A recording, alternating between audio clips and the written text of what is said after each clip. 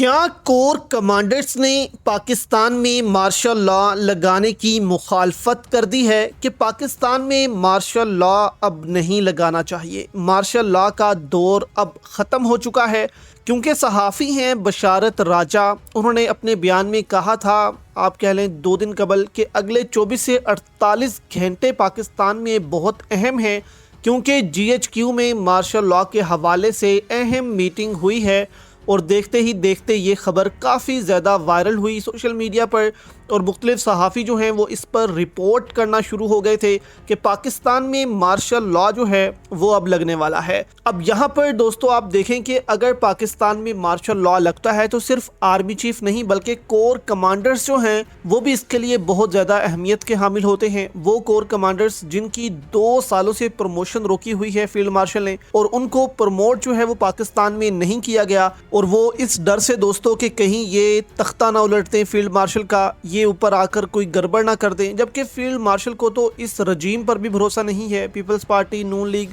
جن کے ساتھ یہ 4 سال جو ہیں وہ کام کرتے رہے، مریم نواز، کسی پر وہ بھروسہ نہیں کر پا رہے۔ صرف آپ کہہ لیں کہ محسن نقوی ایک انہوں نے بندہ رکھا ہوا ہے اپنا رشتہ دار، جس پر آرمی چیف جو ہیں وہ بھروسہ کر پا رہے ہیں۔ تو اب سوال یہ ہے کہ کیا مارشل لا کی مخالفت اندر سے کور کمانڈرز نے کر دی ہے، جس کے بعد بہت مشکل ہے کہ army chief general Asim Munir جو ہیں وہ مارشل لا لگا سکیں، کیونکہ اندر سے بھی بہت زیادہ پریشر اب آ رہا ہے، ادارے کے اندر سے پریشر آتا جا رہا ہے۔ اب یہاں پر دوستو 2 پوزیشنز ہیں، امریکہ کی بھی ان کو اجازت چاہیے اور کور کمانڈرز کی بھی چاہیے۔ کیوں کور کمانڈرز جو ہیں وہ اجازت نہیں دے رہے؟ کور کمانڈرز جو ہیں ان کو کیا ڈر ہے؟ کیوں وہ یہ سب کچھ کر رہے ہیں؟ وہ آپ کے سامنے دوستو رکھتے ہیں۔ یہاں پر خبریں سامنے آ رہی ہیں کہ جو محسن نقوی امریکہ گئے اور کافی دن تک امریکہ میں بیٹھے رہے، مختلف لوگوں سے ملتے رہے، ایجنسیوں سے بھی ملتے رہے، اور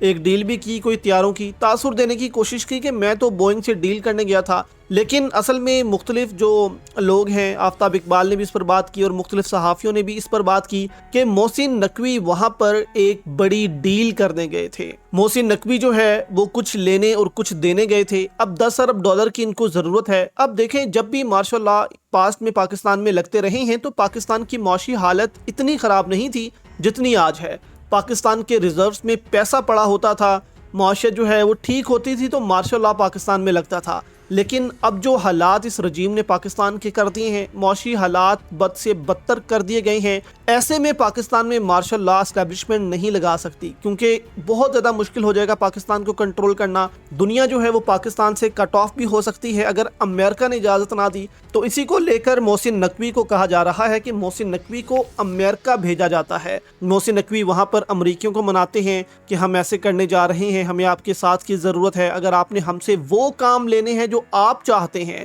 یعنی کہ آپ دیکھیں کہ پاکستان جو ہے وہ اس چلاکی سے کام کر رہا ہے، اور یہ صرف فرد واحد کام کرتے ہیں، کوئی ادارے کی پالیسی نہیں ہوتی۔ یہ غلط ہے کہ ادارے کی پالیسی ہے، ادارہ ایسے چاہتا ہے، یہ فرد واحد کی پالیسی ہوتی ہے، کیونکہ اگر ادارے کی پالیسی ہوتی تو 2 سال تک کور کمانڈرز اور باقی جو 3 سٹار جنرلز ہیں ان کی پروموشن نہ رکی ہوتی، نچلے لیول پر 2 سٹار جنرلز ہیں ان کی پروموشن نہ رکی ہوتی 2 سالوں تک۔ تو یہاں پر فرد واحد جو ہے وہ بہت زیادہ خوف کا شکار ہے، جو کہ مختلف صحافی بات کر رہے ہیں۔ تو وہاں پر کہا گیا کہ امریکہ کو منایا گیا کہ $10 ارب ہمیں چاہیے۔ ظاہر ہے بینک میں ہمارے پیسہ ہوگا تو مارشل لا لگے گا، نہیں تو پاکستان جو ہے ویسے ہی کنگال پڑا ہوا ہے۔ تو ہمیں پیسے کی ضرورت ہے، اس کے بدلے پاکستان سے کیا لیا جائے گا؟ ظاہر ہے امریکہ پاکستان سے یہ چیز لے گا کہ ایران پر ہمیں حملے کے لیے زمینی راستہ دو، اسرائیل کو ایکسیپٹ کرو، اور یہ ساری چیزیں دوستو آپ کہہ لیں اگر یہ امریکہ کو ہاں بھی کر دیتے ہیں تو یہ ناممکن ہے پاکستان یہ کرے، کیونکہ اگر مارشل لا لگانے کے بعد یہ کام کرتے ہیں، ابھی تو آپ کہہ لیں کہ نواز شریف پر الزام لگا دیں گے، شہباز شریف پر لگا دیں گے، زرداری پر لگا دیں گے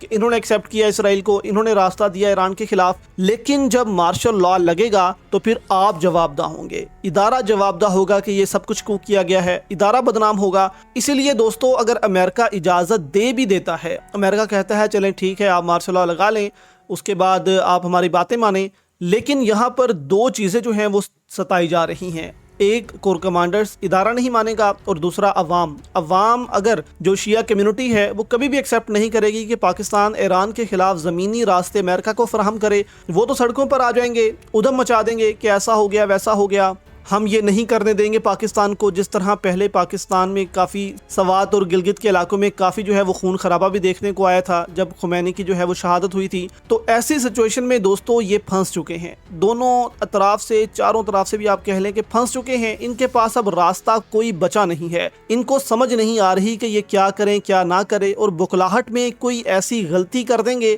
جس کے بعد پاکستان کے حالات ان کے کنٹرول سے باہر ہو جائیں گے اور اس کے بعد ان کو پچھتانا پڑے گا۔